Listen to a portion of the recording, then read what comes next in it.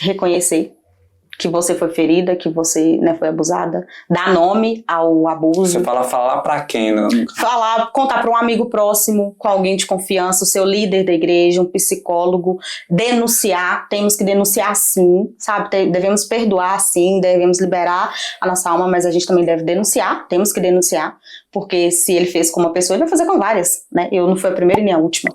E então, o processo da cura, ele começa com falar, dar nome ao abuso, porque o abuso ele é silenciado.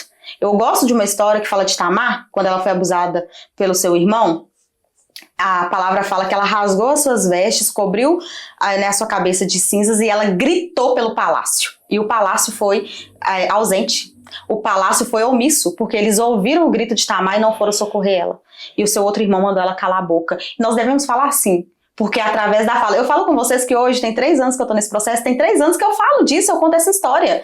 E todos os dias eu sou curada, todos os dias eu encontro com essa história. E Deus fez isso comigo, Misael. Em 2020, Deus me fez encontrar com a minha história.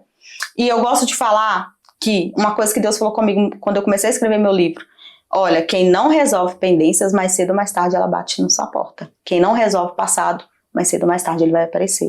Então nós precisamos nomear a nossa dor. Devemos buscar ajuda psicológica, devemos buscar ajuda espiritual e devemos falar com alguém de confiança. Devemos falar sim, porque o que nos cura é a fala. Muito bom.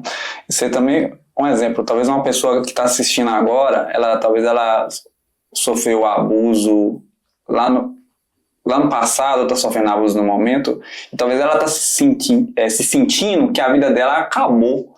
O que você poderia falar para ela? Oh, minha querida, deixa eu te falar. Eu tenho algo lindo, uma palavra que Deus me deu quando você me convidou para esse podcast.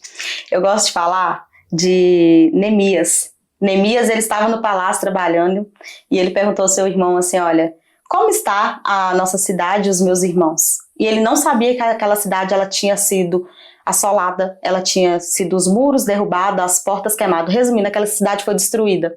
E quando ele descobre isso, um sentimento dentro de Neemias de dor, e Neemias começa a orar, e ele jejua, ele paga um preço, e ali o rei vê, né, a sua tristeza, que Neemias sempre foi um homem que nunca mostrou ser abalado, e o seu rei fala com ele fala que a sua cidade tinha sido assolada.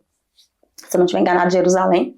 E ali ele vai para aquela cidade, ele vai com cartas, e ele vai para aquela cidade. Só que quando ele chega, e ele vê aquele cenário, é pior do que eu tinha relatado para ele. Tava tudo destruído, não havia mais esperança. Eu quero dizer para você, eu não sei o que aconteceu com você.